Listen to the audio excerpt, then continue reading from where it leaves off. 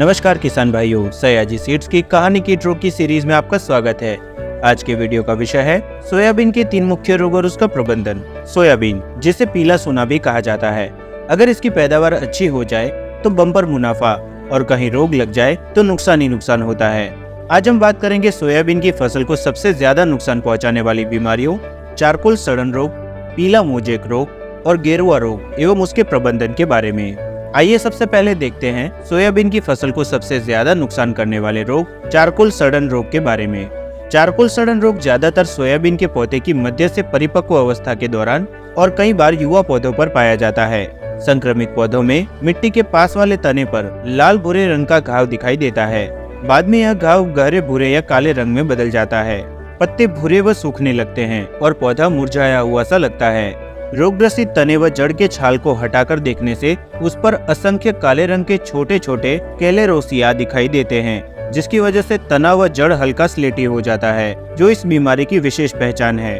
अगर आपकी भी फसल में यह लक्षण दिखाई देते हैं तो आगे बताए जाने वाले उपचार तुरंत शुरू करके अपनी फसल को बचाएं। खेत में से रोग प्रभावित पौधे और खरपतवार को नष्ट करें। खेत में पानी की कमी न होने दे और नियमित रूप से सिंचाई करें। रोग को फैलने से रोकने के लिए फफूंदनाशक का उपयोग करें। फफूंदनाशकों की लिस्ट और उसका विवरण आपकी स्क्रीन पर है, जिसका आप स्क्रीनशॉट ले सकते हैं।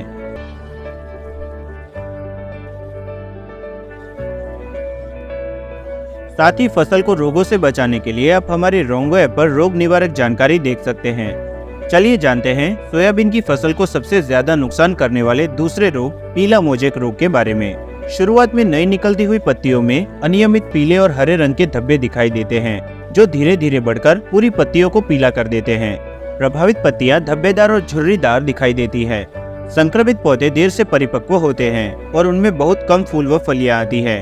प्रारंभिक संक्रमण के कारण बीज बनने से पहले ही पौधे की मृत्यु हो जाती है। रोग के संक्रमण की वजह से दाने में तेल की मात्रा में कमी आ जाती है। अगर आपकी भी फसल में यह लक्षण दिखाई देते हैं तो आगे बताए जाने वाले उपचार तुरंत शुरू करके अपनी फसल को बचाएं। खेत में से रोग प्रभावित पौधे और खरपतवार को नष्ट करें। खेत में नाइट्रोजन को 3 से 4 भाग में दे। रोग को फैलने से रोकने के लिए कीटनाशक का उपयोग करें। कीटनाशकों की लिस्ट और उसका विवरण आपकी स्क्रीन पर है, जिसका आप स्क्रीनशॉट ले सकते हैं।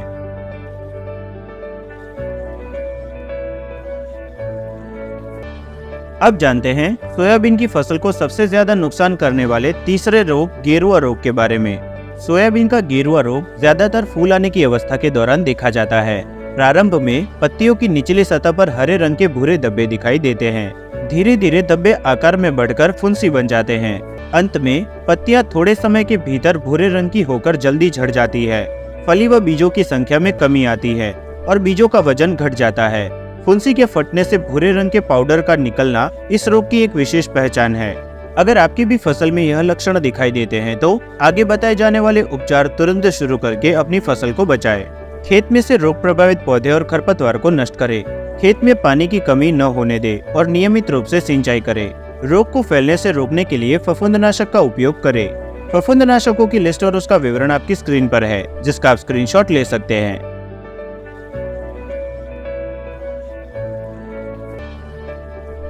फसल संबंधी जानकारी और कीट रोग सलाह के लिए सयाजी सीड्स के YouTube चैनल को सब्सक्राइब करना और प्ले स्टोर से रोंगो ऐप डाउनलोड करना ना भूलें।